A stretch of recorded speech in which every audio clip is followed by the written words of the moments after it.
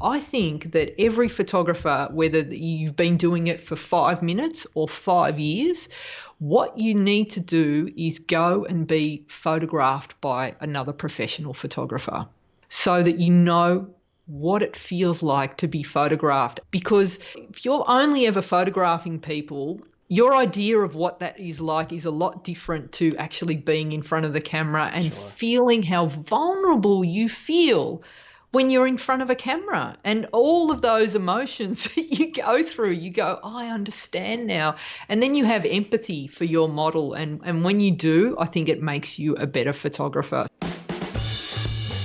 Hey, welcome to the Beginner Photography Podcast. I am your host, Raymond Hatfield.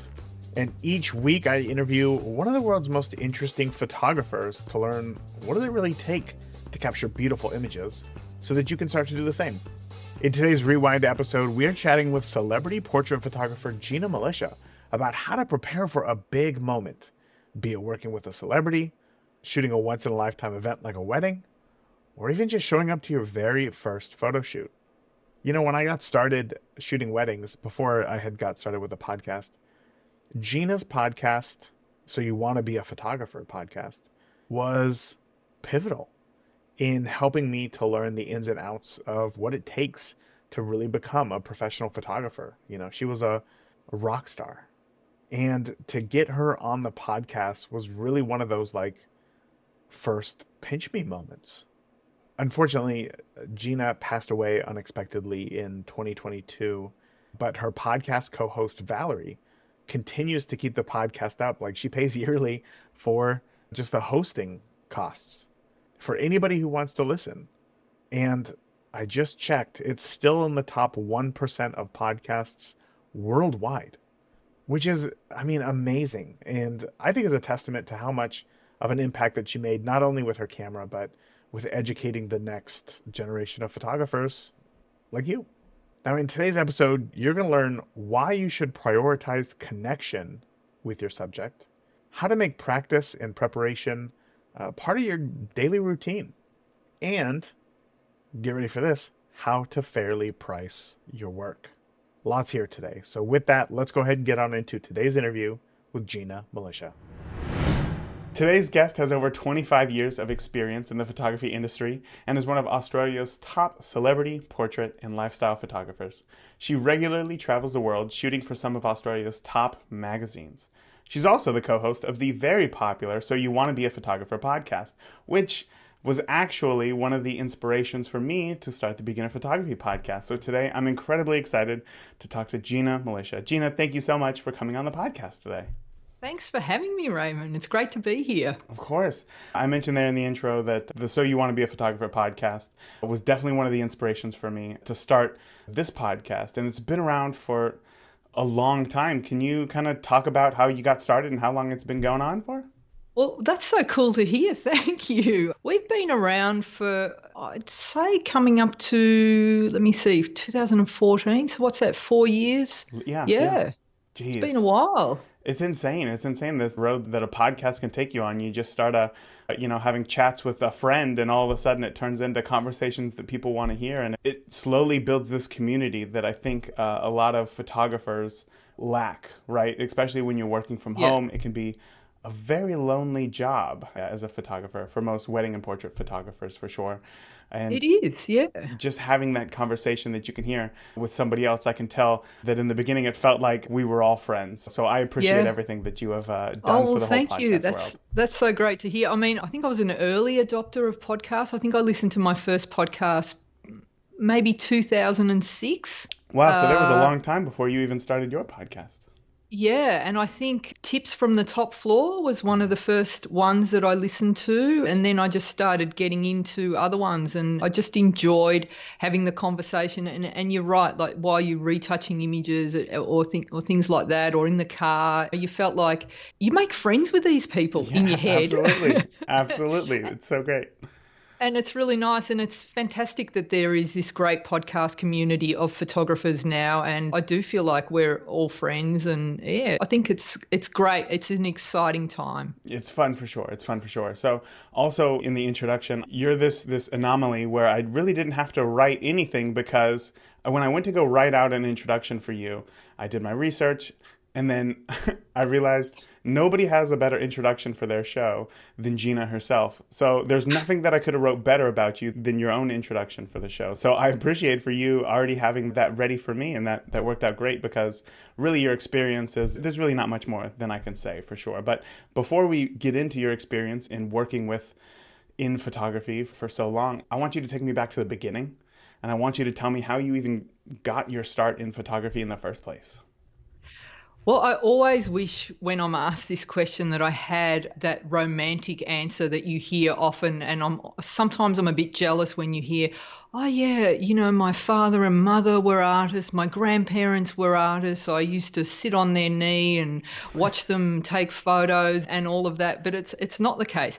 So I always loved art. I was always an artist as a child, drawing, and in my later years in high school I discovered a real love for ceramics and sculpture. And I always thought, hey, I want to make a career of an artist. But whenever I would talk about this with family and teachers, everyone said, you can't be an artist. You can't make a career as an artist because you end up starving in a garret. I didn't know what a garret was, had to look that up. I was just going to ask you the same question. It's a little attic, Okay.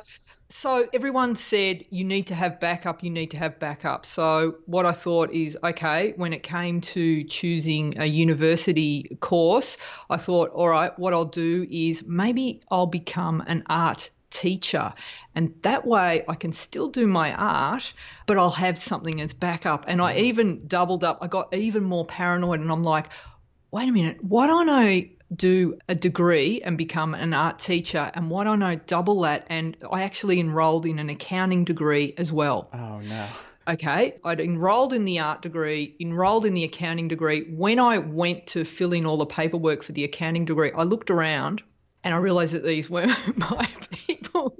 So I dropped out of the accounting degree, stayed with the art degree for art teaching, and started majoring in sculpture and thinking that I want to be a sculptor. That's what I want to be. And somewhere during that course, I didn't really get the support or encouragement that I wanted, and I was really discouraged by that. I felt like, well, maybe I'm not good enough. So I looked around and I noticed that on the 4th floor, the photography students looked like they were having a good time. And I thought, you know what? I'm going to major in photography, because if I ever travel, it'll be good to have that skill. I'll be able to take good travel photos. So It was based on that. It was nothing else. It was just that I thought I would be able to take good travel photos. During that time, because we were studying to be teachers, we all had to go out and do professional experience in our chosen major, mine being photography. As a fluke, I got sent to go and spend 8 weeks with a celebrity and fashion photographer. Wow. And I went along not even thinking, I'm like, oh yeah, this will be fun. I'll go and do it. The day I walked into his studio, and you can imagine it was like this New York loft style studio, and the day I walk in and there's a model on set, the lights, there's makeup artists, there's stylists, and that whole scene, when I saw it, I thought, this is the most amazing thing I've ever seen. And this light went off, and I decided then and there, this is what I want to do.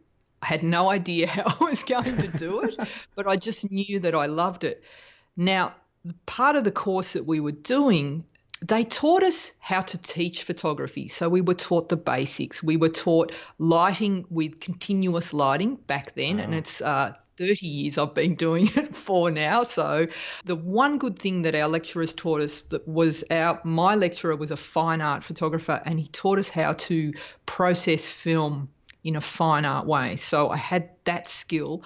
all the other skills I lacked. So when it came to knowing how to load a medium format Hasselblad camera, which is what he was using, I had no idea.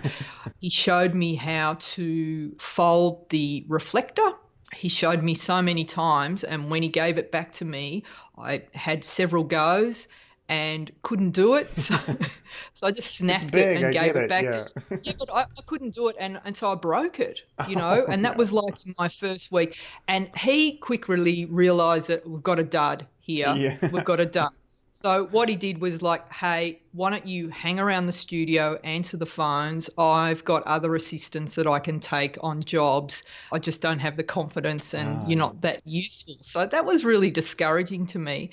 But the thing is, my father always said to me, he said, whenever you go and work for someone and you've got nothing to do, pick up a broom and sweep. Make yourself useful. And I remembered that. So there I was in the studio and he would be off doing other shoots and I would be there by myself with nothing to do. And I'm like, well, I have to be useful here. So I cleaned, I scrubbed, I vacuumed, I polished. The bathroom, which is a guy's bathroom, wasn't particularly appealing. So I got the bleach out, I scrubbed the toilet, I polished it, cleaned the kitchen, everything. And I thought that's what I did for 8 weeks. The other thing I did was I did process his film for him as well. When it came time to leave, I was ready to say goodbye. I was hoping for a pass. And he said to me, I noticed what you did. I noticed what you did without asking. And he said, you're the only student that's come here and done all of that off your own bat. And he said, I want to offer you a job. Oh, wow. Offer you a job as my assistant. And I'm like, what? Really? And I was shocked. And I'm like, yeah, I'd love to. And he's like, I really like how you process film and I really like how you run my studio and keep it clean. So he offered me a job. And so I was an assistant and he did train me up. And I got the thing that was most instructive for me is I spent a couple of years watching him work. And he was a master at connecting with people, at making them feel like they were the only person in the world. So it was just the watching. That's where the learning came for me. And from there, I started shooting models and actors' headshots. And then it was like a gradual process I went and worked in a lab after that, processing black and white film. And there was another education there because in that lab, processing film, and mind you, I'll just tell you, because everyone is obsessed with it's the gear, it's the folio. Of course. All of that is important, but it's also the relationships you make are really important. And so I went for this job interview working in a lab. And they asked me to do a printing test. So this is back in film days.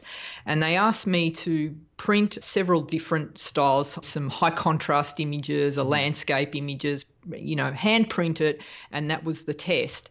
And I thought I got the job because I was so unreal at my printing, right? And it was later down the track, maybe a few weeks in, that I said to the guys in the darkroom, I said, so was my printing good enough to get me in? Is that why I got the job? They're like, no, you didn't get the job because your printing was terrible. I'm like, why did I get the job? They're like, well, when you're in the darkroom waiting for your prints to come out of the dryer, you cracked so many jokes and you made us laugh that we thought, hey, she'd be fun to have around and we can train her up. So I got my break in the photography industry, A, by cleaning a toilet and B, by cracking a few jokes, and you learn the rest along the way. That's funny because obviously, as you mentioned there in the beginning, just working with the tools that a photographer gave you and it just wasn't working out too well. Just using your own personality and your own experiences as a human being to get where you want to go. That's great. I'm wondering though, when you first started with that first photographer and he handed you the camera, what was the hardest part about photography technically for you to learn? All of it. All of All of it.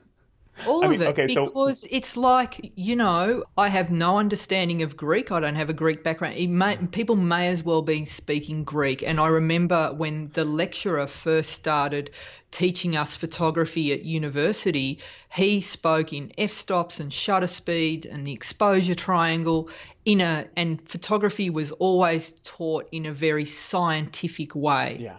And there are students who just can't process information in that way.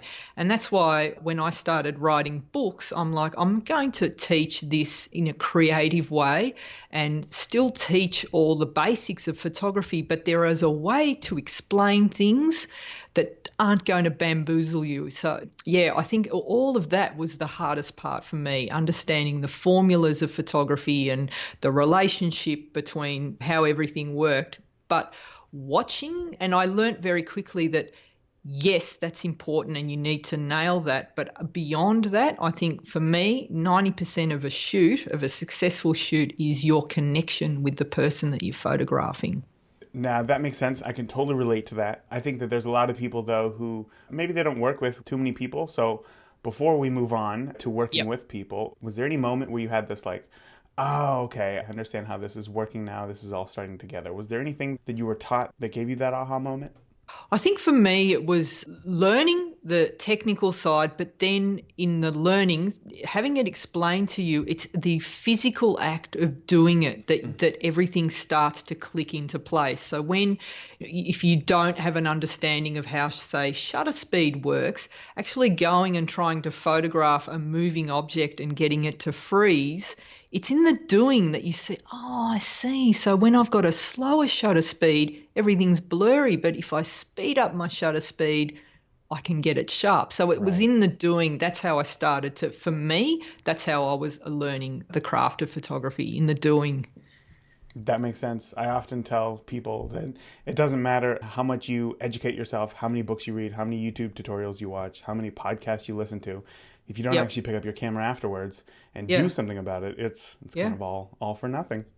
Exactly. So, in your intro, I mentioned that you travel around the world, that you work with a lot of people, and it sounds all great. It sounds wonderful, flying, jet setting, going to all these new locations. And I've seen some of your behind the scenes videos, and it just looks like so much fun, and it looks like you're having a great time. Are there any misconceptions that people have about being a traveling portrait photographer? Well, I think people imagine it as being very glamorous and kind of an easy job. And even my own family still to this day think I don't do anything. Oh, geez. And if you ask any non-photographer, like if you ever complain about, I've had a really hard day, I've been shooting all day, they look at you like, what do you mean? It's like you pick up a camera, you point it at someone, you take a photo. How exhausting can that be? Sure. So I think people don't understand the pressure involved in those sorts of shoots and what it's like to be on a set where you've got so many different people calling the shots and you've got the strong personalities that you need to control, and then you've also got the lighting that you have to nail and the very short amount of time you get to do these shots in. So often when it's working with celebrities or high-powered CEOs and things like that, it's often they'll promise you've got an hour to get the shot.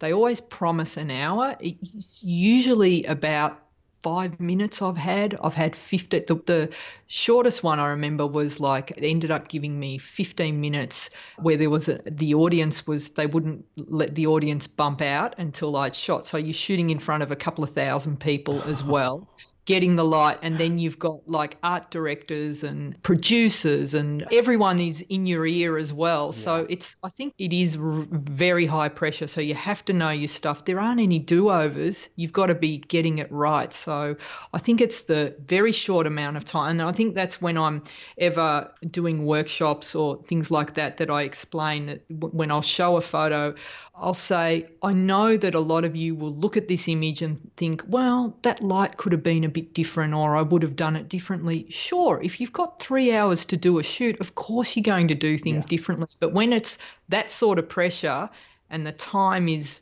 very short, you've got to deliver something. And I think that's probably the biggest misconception of this sort of work. Yeah, for sure. I remember growing up, I don't remember what it was, but my stepfather was watching some sort of program on TV. It might have been like 60 Minutes or something, and they followed a photographer who was just like shooting models on the beach.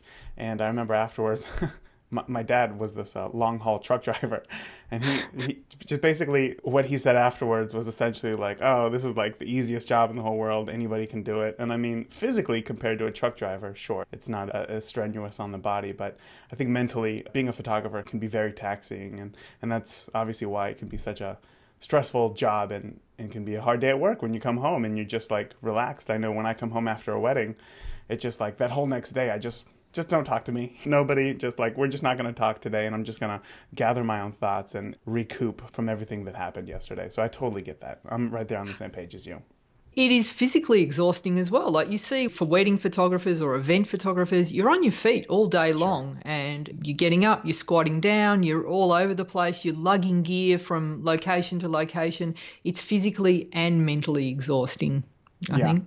Absolutely. I was lucky enough to just get a brand new Tenba rolling suitcase gear bag. So now fantastic. at weddings, oh man, it has just helped me out so much not having to lug everything on my shoulders and just roll it. It's so great. I can't recommend it enough.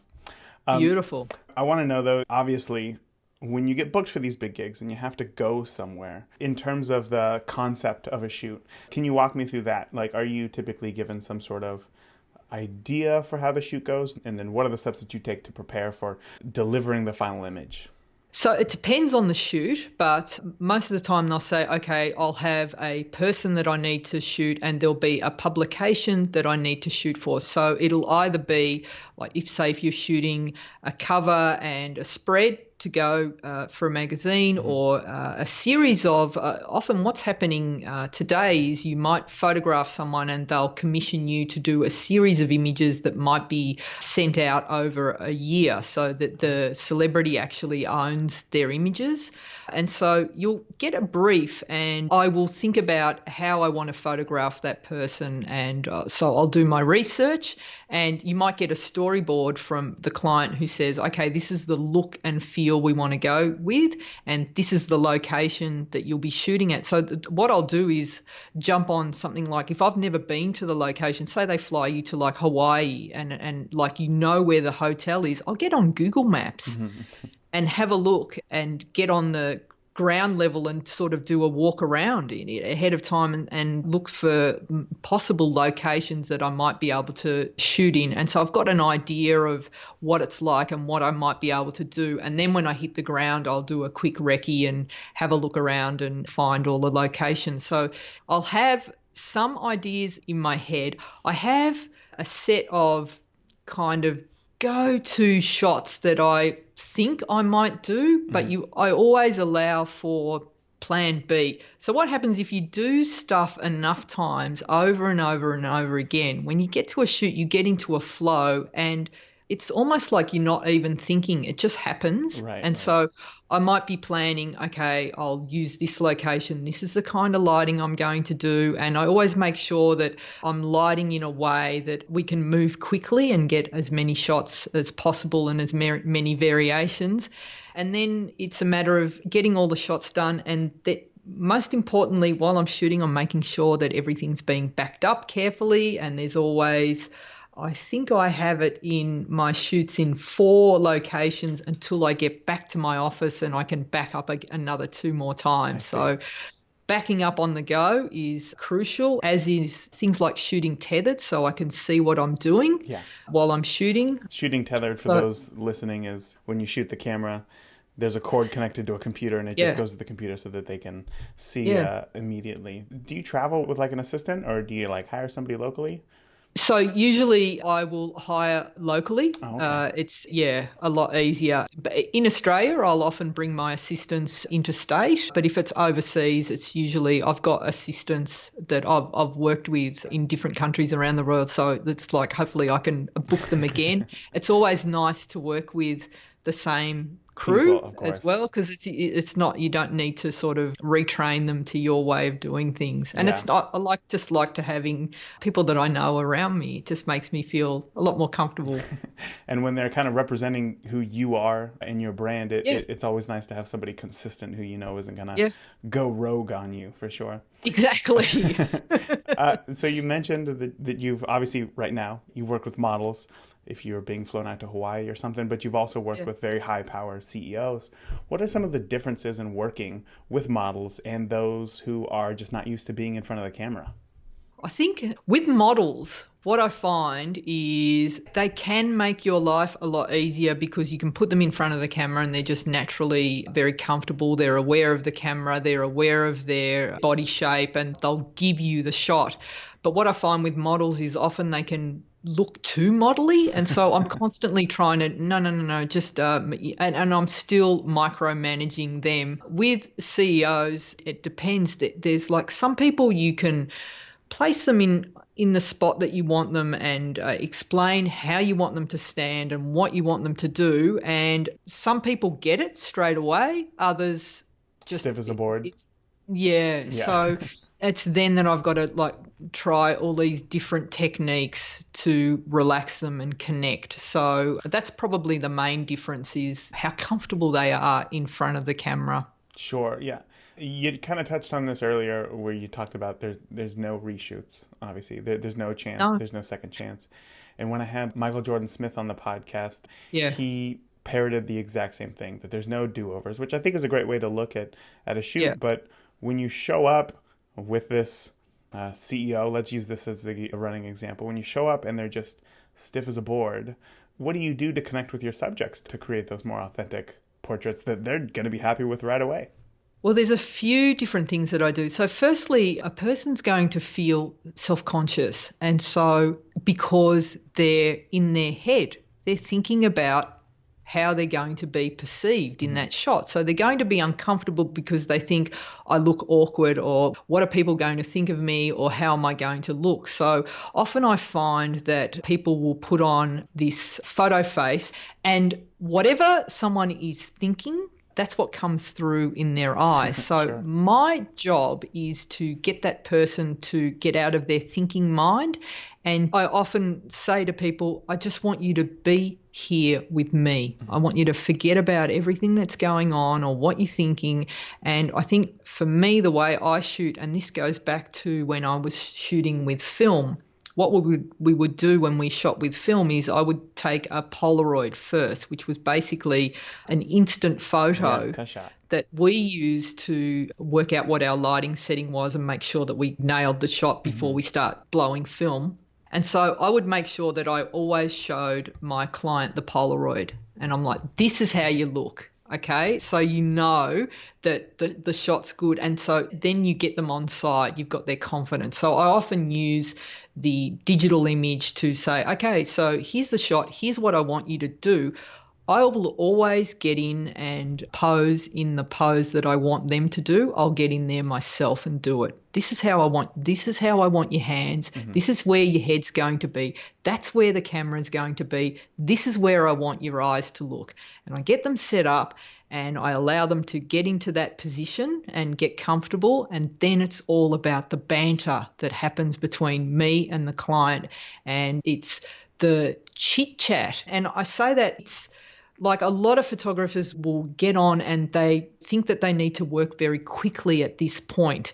But this is what I say, this is when you need to slow down, and this is when you need to chat and connect and find a way to relax that person and get them out of their thinking mind. So there is a lot of techniques. Like I find that, say I'm working with a CEO who's up in their head thinking constantly, I'll get them to do something like, all right, the most basic one that I learned, and this was from the first photographer that I trained with, what he used to do with people is, have you noticed when you photograph someone and they're looking at the camera and they're smiling, after a while that smile becomes fake, Yeah, and a it's little not stale. connected to the eyes, and the eyes kind of take on that starey sort of a look. What are we If doing you can here? keep, Yeah. yeah, but they'll be smiling and staring. If you can keep someone's eyes moving, that will help keep their eyes fresh. And so a simple thing to do is to just have the person, you've got the head in the position that you want them, and you'll get them to look at camera. And then every time I take a frame, I'll say, just your eyes, just look away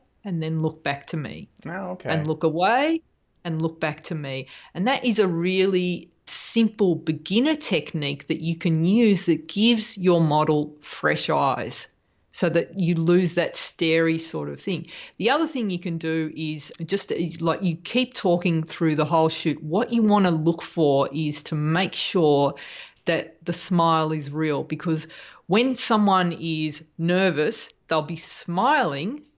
The smile is here, but it doesn't connect to the eye. So you want to get a genuine smile. And that's like you need to do everything in your power as a photographer to make sure that they're smiling for real, not just the pretend smile. So what I like to do is I'll talk to them and ask them questions about their life. Like, if you got a dog, tell me about your dog. What's your dog do? What's your dog's name? And what's your favourite thing about your dog? Or do you have, like, if they've got a partner, someone they love, or they've been on a holiday somewhere, tell me about that holiday. One thing I do with actors a lot is, because they're creatives, I get them to visualise a scenario. I'm like, have you ever fantasised about winning an Academy Award? Yes. Well, what would that look like? So imagine who would be on stage calling out your name to announce that you've won Best Actor or Best Actress. Who would it be? And then they'll name it, their favourite actor. And I'm like, and have you thought about your acceptance speech? I said, okay, let's go through it. And I actually go with them on that journey and talk them through. And you can physically see their eyes light up at the thought of this. And it gets them out of that, because you would be surprised at how many actors are actually really nervous in front of a still camera, because they need something to do. They're trained to be moving constantly. Yeah. So if you give them these scenarios, and this works for everyone. You've got a mum, and the mum is always thinking about, I hope all the kids look good. So you're asking them to think of things. Everything you think of is reflected in the eyes, and that comes through, and you get that genuine smile and that beautiful, warm, open, friendly face. Yeah, I can tell. I'm not even an actor, and I'm already thinking about my acceptance speech to the Academy Awards. There you go. I'm so getting you excited went there. about it. Yeah, and your eyes light up, and you physically watch someone relax at that thought. And I think the other thing as photographers that we can do for people that we're photographing is that if someone is in front of your camera and they tell you that they're nervous, don't ever write that off as something, oh, don't be silly, that's ridiculous. I always say, yeah, me too, I hate being photographed. So I'm going to share something, I'm going to be vulnerable with you as well. Yeah, I hate it as well. I feel really uncomfortable, and then they feel like, oh, well, I'm not being silly. And then you've got them on side, and you can talk about, like, what is it that you don't like about being photographed? And they might tell you a story about, well, once I was photographed and this happened, or I didn't like how my nose looked, and things like that. And you just connect on a human level and, and say it's okay to feel vulnerable at this point. Yeah, that's a really interesting trick, and I'm going to have to try that next time, because I've always done that. I've just written it off. And not in the sense of like, oh, don't be silly, but more of the like, don't worry, like, this will be fun, like, just get over it type feeling. But I think you're right, letting them know that I hate being in front of the camera as well. I don't think anybody's comfortable in front of the camera. Yeah. But we're going to do our best and try to have some fun today and try to find out what it is, like, why they don't like to be in front of the camera, because maybe it is something simple that you can fix as a photographer by just maybe changing the direction in which you shoot. So I love that tip. Exactly. Yeah.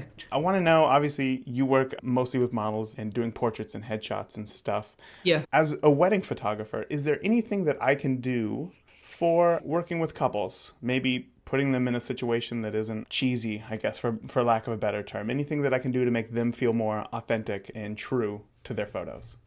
Yeah, I think a great thing that I've done with couples is to make them authentic. What I like to do for the weddings that I've shot is I like to use a very long lens. Mm-hmm. And what I say to the couple is, and it's obviously you have them after they're married. So it's that bit, it's an exciting time. And I'll say to them, okay, guys, you're married. How exciting. This is great. What I want you to do, I'll set them up. I'll get them in a nice, cozy, coupley pose. And I'll say to the groom, all right, I want you to whisper something into your bride's ear. Tell her how much you love her, whatever. I don't care what you say. I'm going to be way back there, so I won't be able to hear what you're saying. But I just want you to share this special moment. And so you're right back out of their space. And this is why I love shooting long for these moments. And you might shoot through some doors so it sort of feels a little bit more intimate. And you'll have the couple set up and he will be whispering stuff into her ear. And the groom is side on, the bride's front on, and you focus on her expression and he's telling her beautiful things. Of course she's going to light up. And that's authentic and that's real. And so I always give them lots of direction like that to create those authentic moments. That's great. That's Give great. them authentic moments. Yeah. I'm sure right after, well, I know right after the ceremony, it's always, there's that like adrenaline is going, and then now we have to go be alone with this photographer and take photos. Yeah. So sometimes that can kind of take it away, and Yeah. that puts the spotlight back on them and lets them have their moment back. I love that tip. I love that tip for sure. This is slightly unrelated to today's topic, but I know that you have experience with this, which is why I wanted to ask. Recently, in the Beginner Photography Podcast Facebook group, there was a question from a new photographer. She's great. She loves to photograph beer. So like what she does is she goes to so many different breweries and she just like photographs beer, posts it on Instagram. Well, a local brewery got wind of this, got really excited, and wants her to shoot like a mini advertising campaign for them. Fantastic. That's what everybody said. Like, wow, this is exactly what you wanted. You know what I mean? Yeah. This is essentially everything that you're already doing, but now you're getting paid for it. But now the question is, for advertising, I know that you've worked with advertisers before. What are some of the things that go through your head when you try to determine pricing for a gig like this? Well, advertising pricing is different to portrait pricing because you need to factor in. So with portrait pricing, there is a few different ways to price for portraits. It might be that a lot of portrait photographers will have a very low sitting fee, and that's to get the people in the door.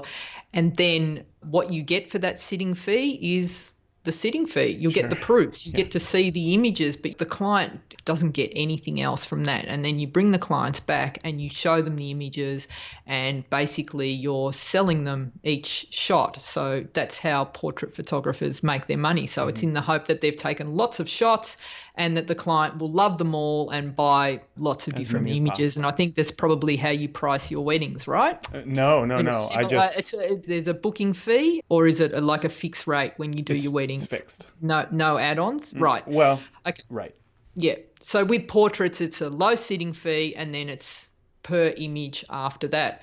With advertising, you need to quote, it's slightly different. So it's either an hourly or a half day or a daily rate. And then you need to also include all the costs of creating that image. So that might be pre-production, which means that you're going out to the location to scout around to determine how it is that you're going to do that shoot. And then you might be adding in the cost of the assistant. There might be additional lights that need to be hired for that particular shoot. So there'll be lighting hire. There might be props as well that you need to find or hire. So there might be those costs as well. And the other costs will be like if there's models involved, are you hiring the models? Then there's the actual physical files that you'll be shooting. So you'll be charging per shot for the files. And then there's post-production that happens. And so you're taking those images and how much retouching is going to happen. And then after that, you need to work out the licensing fee. So how are the images going to be used? Are they going to end up on billboards? Are they going to be in magazines? And is that going to be a worldwide campaign or is it going to be a local campaign just in your local city? How many eyes are going to be on that campaign? So these are all factors that come into the costing for an advertising gig. Would you recommend, since this is her kind of first one, would you recommend, because I think that she's feeling a bit overwhelmed, to charge like really low in the hopes that you use this for a learning experience, or would you recommend like really going to the nines and doing it all proper? That's tough. Look, when you're breaking into the industry, what you want to do is get experience as a photographer. You also want to make relationships Yeah, as a photographer, right. right? And so get your name out there. While I'm not of the belief that if photographers, because there are a lot of companies that are taking advantage of photographers today where they're saying, hey, why don't you do this shoot? We'll get you a lot more Instagram likes. Well, you can't eat off Instagram likes. Right. So I think you need to price as to your experience. So if it is like this, she's coming from a position where she's never done this before and this is her first time, you don't need to charge like a photographer that's been doing it for 10 years. Of course. I'll tell you, in my very, very early years as a photographer starting out, I was taking my portfolio to television network to see if they would give me some work. And when I was in the elevator going up to see the publicist there was another photographer in the elevator, and we got into a conversation. And he said, like, what are you doing? And I said, oh, I'm going to see this publicist and da da da. And it turned out that this was a photographer that was also working for them. He was already an established photographer doing work. And he said to me, do me a favor. When you price yourself, he said, make sure that you get the job based on ability, not because you're going to undercut us all. And I remembered that. And I went in, and when the publicist asked me what my rates were, and he gave me a rate, he said, don't go under this. And I went, okay, thanks for the tip. And when she asked me my hourly rate, I quoted him exactly the rate that the guy had told me. And she said, that's fair enough. And so I walked out of that meeting feeling really proud of myself that I'd scored that job based on merit, not on undercutting. The danger of coming in too cheap is you're then known as the cheap photographer. Right. And it's very hard to go anywhere. But if you do the work and are known for your point of difference, like you might be on set and like with this girl with the beer company, obviously they've recognised that she has a great eye because they love what she's doing, okay? So you've got to back yourself that is already your point of difference, and then you just outwork everyone else and make sure that when you're on set, you're easy to get on with. Really important, Of course. and that you deliver the job. It might be that, yes, she's going to come in a little bit lower than, say, someone who's been working in advertising for 20 years, but don't sell yourself short. Don't come in too low. I love it. I think that's just solid advice kind of throughout life, really. Yeah, definitely. Yeah. Yeah. When you were in the elevator and that photographer told you not to charge under this amount, was it more or less than what you had already planned on saying your day rate was going to be? It was a little bit more. So Good. it was uncomfortable. And this is something that we talk about a lot in my gold community with photographers. It comes up a lot, like the anxiety over pricing and charging. And I've had photographers that I'm mentoring that I'll say, double your prices. And they'll go, no one will want to book me. I'm like, yes, they will. Yeah. It'll weed out the ones that were only ever shopping on price, but you'll get a new level of client that actually appreciate your work. Yeah, I think when starting out, it's hard to equate your price with the quality of clients that you're going to get. You just assume like, well, I'm already doing this for free. I love doing it. Why would I charge for it? And now I'm going to charge an exorbitant amount. I'm still the same photographer that I was. I see that it's that hard mental barrier to get over. But like you said, it can really, it can change everything, change who you're working with and just let you live a lifestyle that you're happy with. So who doesn't want that? And the other thing, Raymond, is like, yes, back yourself and remember that hour or two that you spend shooting is not an hour or two. It's not that. It's like for you to get to that point has taken you maybe 5 years of that's a good point. Research and testing and learning, and that's what the client is paying for. It's not an hourly rate, and it's easy to confuse when you might come from a job where you've been paid for per hour, and you think, well, like that's a good rate. my day job, but it's not the same in a creative field. It's like they're not paying you for the hour. They're paying you for all the experience that you bring to that hour. Right. It's Oh, not, yeah. I So love it's a that. different way of thinking.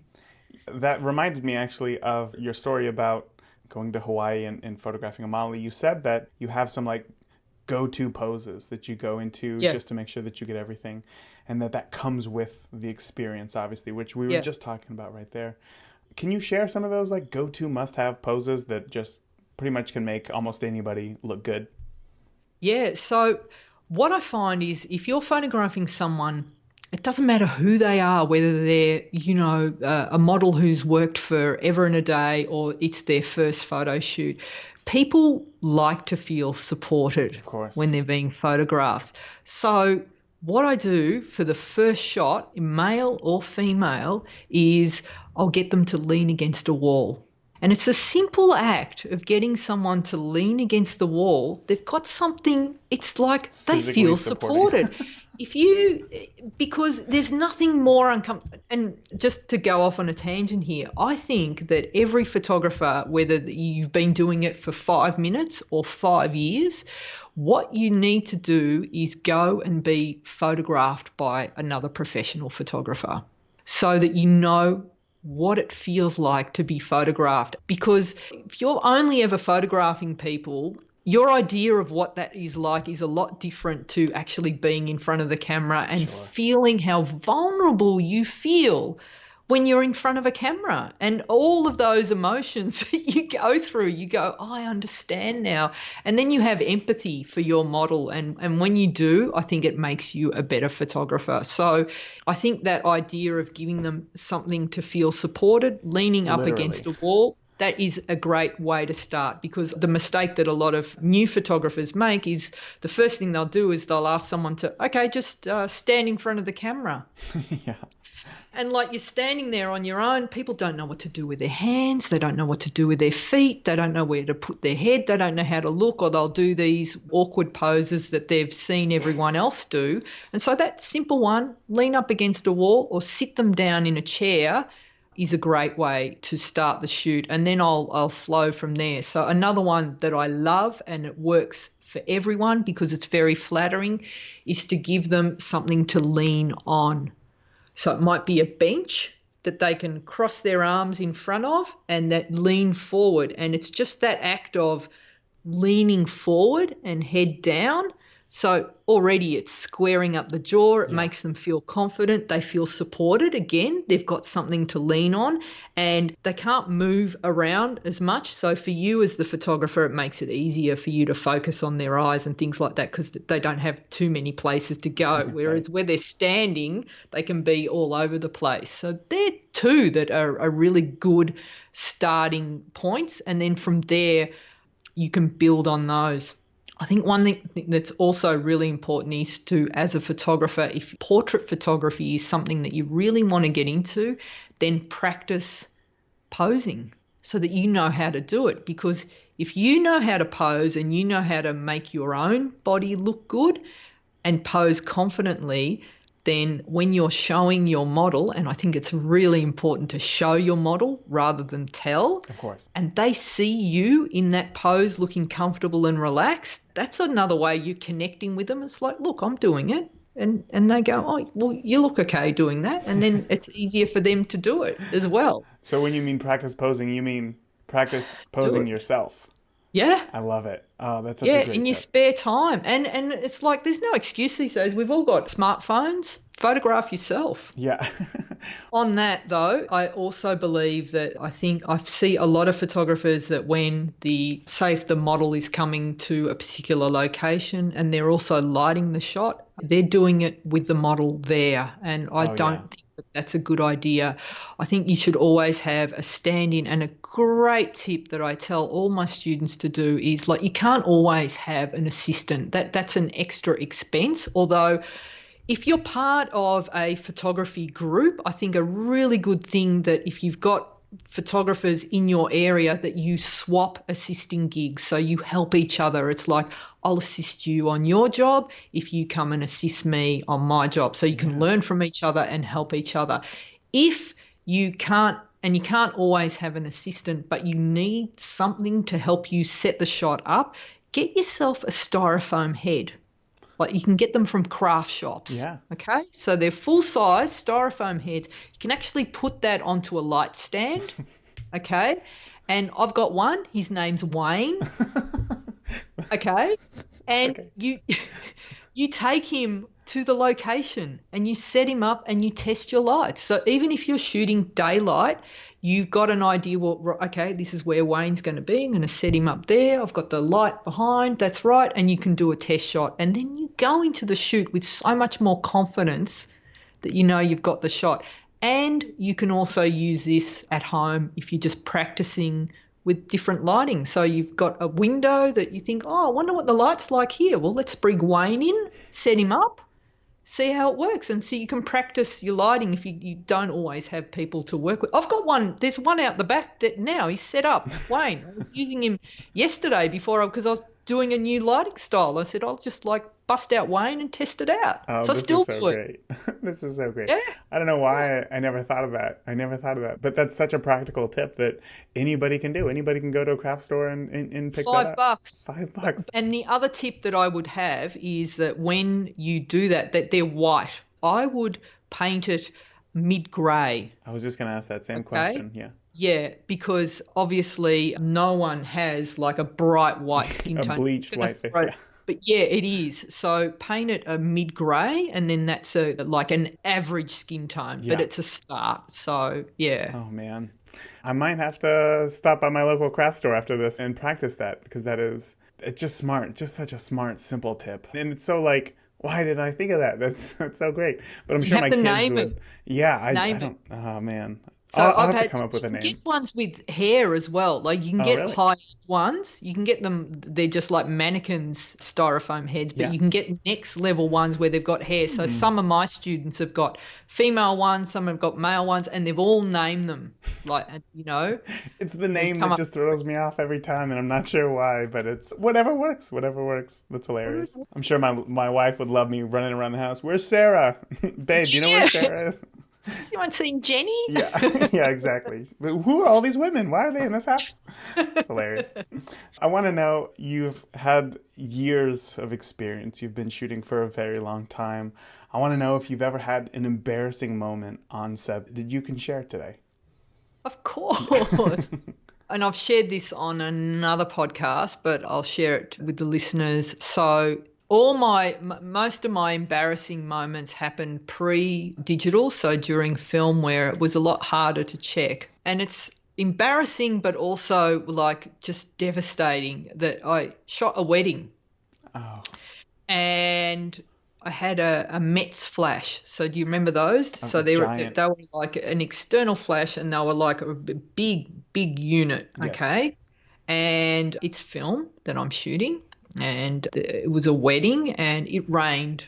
It was dark, middle of winter, and raining. So I was shooting fill flash, but really there wasn't any fill light, so the flash was doing all the work. So obviously I no idea if I'm getting it right. I'm just assuming the flash is going off. Okay. You gotta hope. Looked like everything was working. Mm-hmm. 10 rolls, I think, 15 rolls of film. Oh, no. They go off and all day the bridegroom, the family going, oh, Gina, you're unreal. We think you're great. We can't wait to see the photos. And I'm high-fiving everyone. And it's like, yeah, they'll be so good. Straight out of there. It's the Monday. The films have gone in. Assistant calls from the lab. There's a problem. I'm like, what do you mean? He's like, the films are all black. I'm like, ha, ha, ha, ha. That's not funny. No, there's nothing on the films. Oh, no. The Mets flash was firing, but it had blown a tube. And what happens is they still emit a flash, but nowhere near it's as powerful. Nothing. So there was one frame where I took them outside. They were under an umbrella. There was enough fill light to get an image. Everything else, nothing. I had to ring the couple. Yeah. Well, you go into the fetal position in the corner and cry. Yeah. Right. Oh. But then the couple are like, well, can't wait. They ring me and can't wait to see the photos. Can't wait to see the photos. And I'm like, guys, I'm so sorry. I didn't get anything. And this couple, beautiful, come to the studio, and the first thing they do is they just give me a big hug. They're consoling me. Wow. Wow. Yeah. Classy, hey? Sure. Yeah. Yeah. I was devastated. I mean, I refunded their money and I don't think I did another. This was maybe my first or second year as a photographer, and I don't think I shot another wedding for many, many years after that. It was Yeah. awful. That would give me a heartache for sure. Just thinking about that, I can't imagine what I would do, but I guess you just have to be honest and do everything that you can.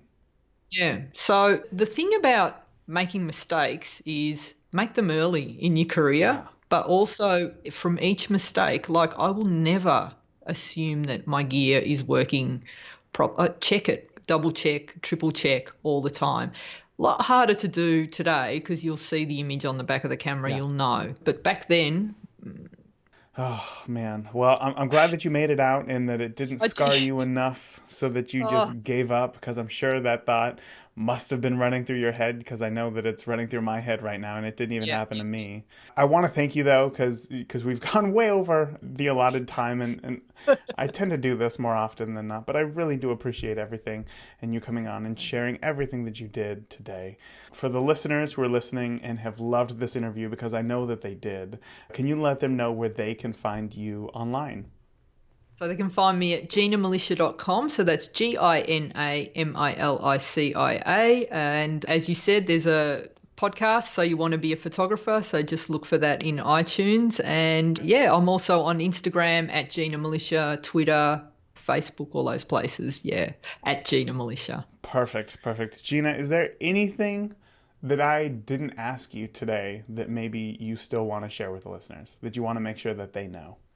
Oh, I mean, look, if anyone's interested in mentoring or learning about posing and lighting, they want to take their photography to the next level, I have a goal community and you can have a look and check all of that out. Just go to ginamilicia.com and click on join the community and you'll get all the information there.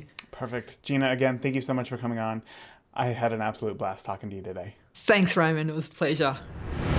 All right, let's take one thing that you learned from this interview with Gina and turn it into an action item. For me, I mean, it's practicing lighting with a styrofoam head, right? This is by far the most unique and totally genius tips anyone has ever shared on the podcast. So here's what you need to do. Head to your local craft store and buy yourself a styrofoam head and some mid-gray paint. Paint the head and then mount it to a light stand and then just move it around your house in pockets of light to photograph it and see how the light falls on your subject. Then, you look at your photos, you review them, and then you can use what you learned about direction of light, where it needs to be, while next time you're out working with people, like with real fleshy non-styrofoam heads. And it'll help, I promise. And as you progress, you'll be able to use things like off-camera flash to learn how to always make your subjects look their best. Remember, this podcast is not about simply gathering as much information as possible and then doing nothing with it. This podcast is about taking action. You took the time to listen today, take the time to do the next step to better your photography skills. It beats doom scrolling, I promise. That is it for today. Until next week, remember, the more that you shoot today, the better of a photographer you will be tomorrow. Talk soon. Thank you for tuning into this week's episode of the Beginner Photography Podcast. If you enjoyed today's episode, please share it with a friend. Start a conversation. Grow together. That is it for this week. Remember, the more that you shoot today, the better of a photographer you will be tomorrow. Talk soon. Thank you for listening to the Beginner Photography Podcast. Keep shooting, and we'll see you next week.